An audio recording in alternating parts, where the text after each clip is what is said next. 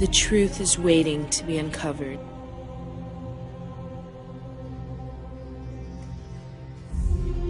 They've been corrupting our minds, decaying our bodies, entrapping our souls, leaving us to rot on this planet, each cycle becoming more meaningless than the last. We wander like blind sheep, searching for worth, for wealth, for happiness. They are leading us to our doom. Our souls have fallen victim to what humanity has become. Our hearts have darkened, our sight obstructed. Like a fish in an aquarium, there is no escape. Our souls remain forever trapped in this prison of illusions. Distracted by anything and everything, from politics to the media to religion. Their eyes forever watching, Ruling, controlling. the powerful elite forces of this earth lie behind the scenes. And knowledge is our only power. The time has come for us to take that power back.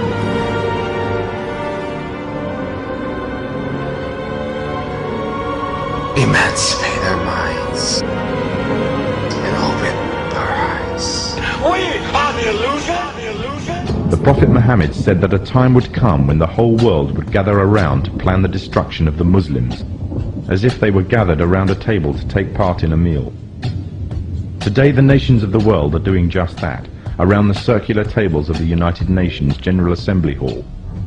That when we're dealing with the subject of the Antichrist, there is a lot of symbolism involved in it, religious symbolism, which needs to be interpreted.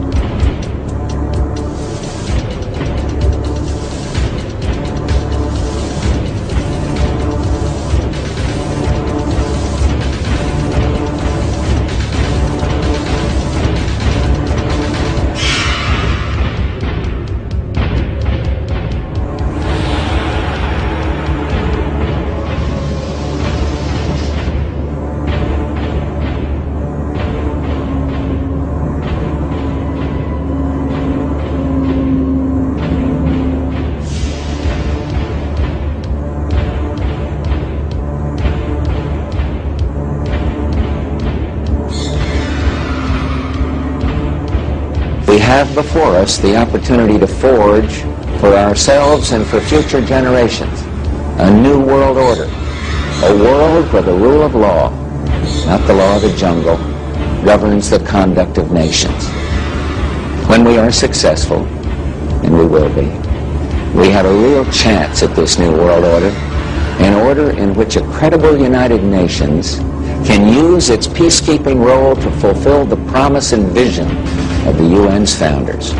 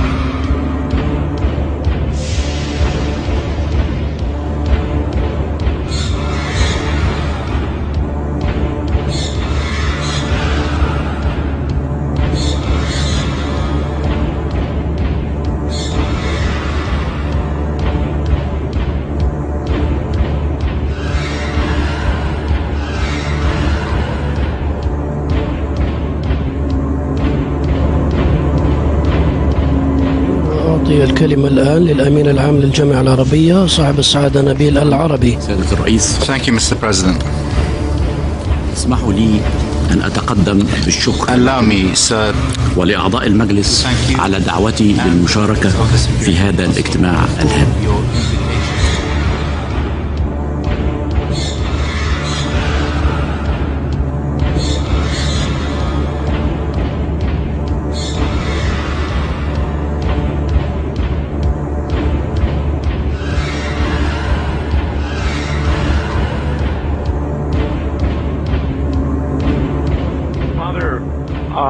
I've got an article here entitled "Two Eminent Churchmen Agree." Yes. That there actually is, this is a shocker to a lot of people. Yes. That there are satanic practices going on at the Vatican. Could that be true? Yes. You want to say that? If I was a lawyer and you were on the witness chair, I'd say, would you say it? It's out loud. Yes. Yeah. Yes, it is. Now, when we say in the Vatican, it's at a certain level, and there's no doubt about it that there have been and still are practices that are formally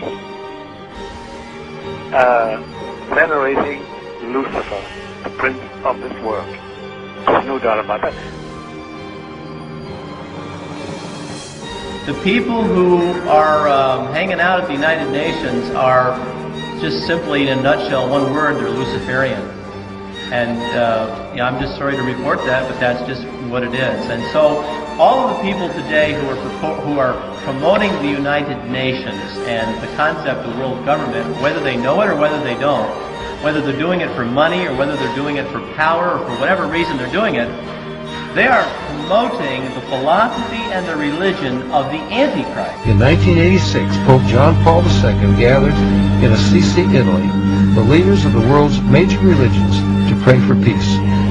There were snake worshippers, fire worshippers, spiritists, animists, Buddhists, Muslims, Hindus, North American witch doctors. I watched in astonishment as they walked to the microphone to pray. The Pope said they were all praying to the same God, and that their prayers were creating a spiritual energy that was bringing about a new climate for peace. Robert McGinnis with the Family Research Council says it appears the hidden agenda is to unite people under one religious organization so they will peacefully accept UN goals such as population control, abortion rights, and one world government. A new world order.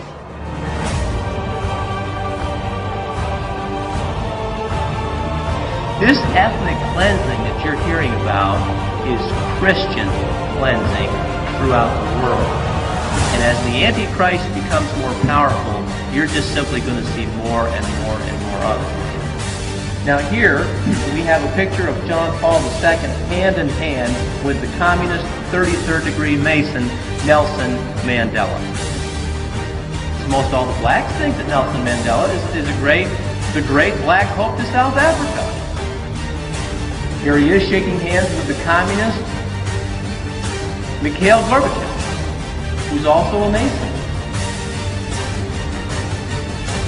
We are in the middle of spiritual warfare.